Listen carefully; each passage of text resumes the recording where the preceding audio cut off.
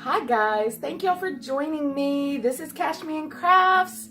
I am Melissa, the Crafty Autism Mom, and I am here today to pass on a few tips and hints that I have learned over the past few months.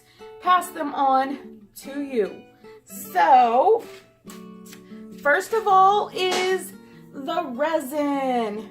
Oh, and if y'all like this video, give me a thumbs up. If y'all love this video and want more, subscribe. Okay, so in the wintertime, we're talking about resin here, y'all. Resin, okay? Epoxy resin. Some resin is two-part. Most resins are two parts. There's also one-part resin, and there is the UV resin, which only has one.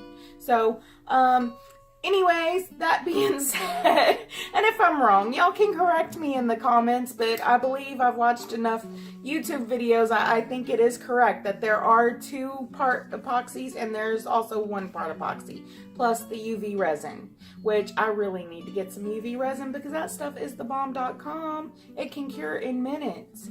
Like, you put the resin, like this little bale right here, you put the resin on the bale, stick it on here, put the black light on it for about 5-10 minutes, poof, it's hard as nails. Anyways, so in the wintertime, resin tends to get cold and thick. And when it gets thick, it gets more bubbles, and so it's a hot mess.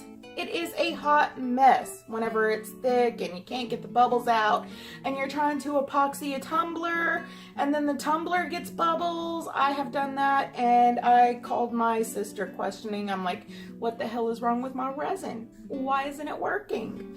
And so anyways, this is what I've learned from her, from YouTube. Craft Clutch is my favorite channel and she has a lot of crafts, most of them resin, but I'll have her linked in the description box so that y'all can check her out too. So anyways, warm your resin up before you use it and it makes it a lot easier on you. You don't have to sand as much and you don't have to blow out bubbles as much because there's very little bubbles and it makes it easier to stir. So get like a tub if you have large amounts of resin to heat up and you need to use a lot. Get a big tub, put some warm water in it, put your resin bottles in it, whether you have a quart or a gallon. Put your bottles in it and let it sit for about 5 minutes. So there's my tip on that. If you have smaller amounts, you can get the little Tupperware dishes and do it. Either way, after your resin heats up, you're good to go. Another tip is coloring the resin.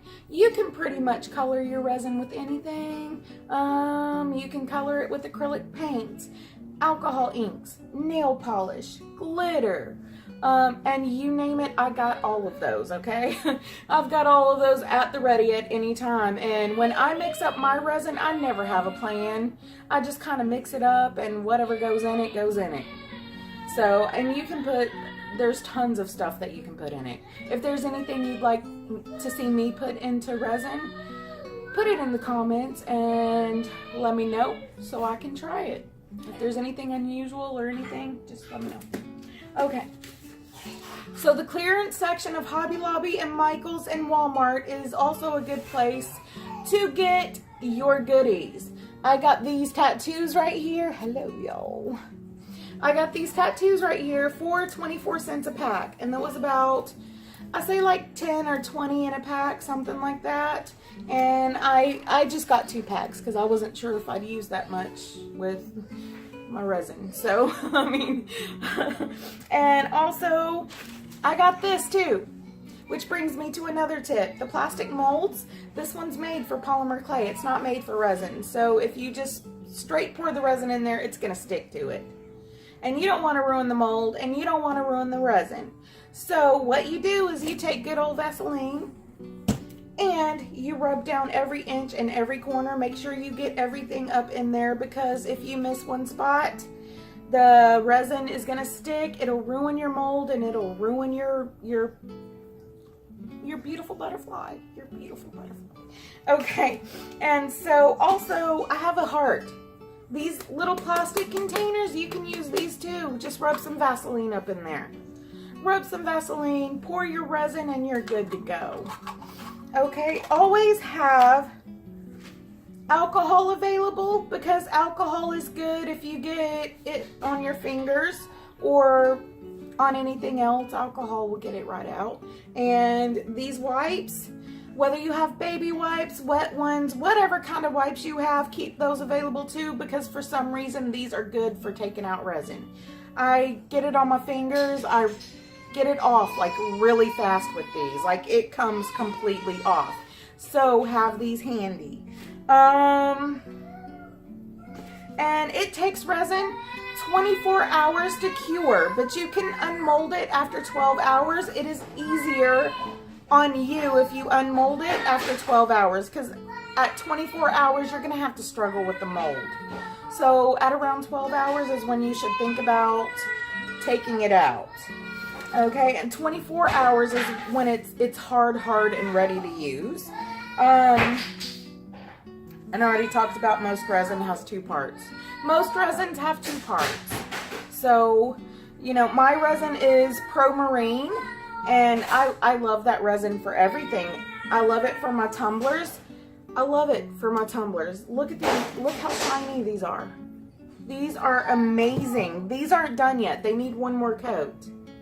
But aren't those just gorgeous? Just looking at those. So, anyways, that's about it. Don't forget to check out your clearance sections, because there's so much that you can find in the clearance sections that you can use. So with that being said, I will be unmolding my St. Patrick's Day pendant shortly and finish up that tutorial. This tutorial plus that one will be up in just a few. Thank y'all for tuning in, and once again, if y'all like this video, subscribe down below and give me a thumbs up. I love you guys. I'll see y'all next time. Happy crafting!